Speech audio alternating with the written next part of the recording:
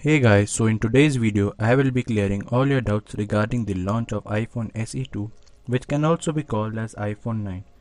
Before starting the video, subscribe to Zionic for more updates regarding the same.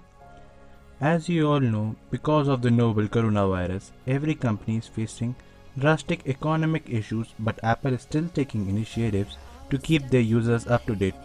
Last week itself, Apple launched the new MacBook Air and new iPad Pro, but they are very particular about their schedule as they don't want to mess up things with the release date of 2020 lineup of iPhone 12 series.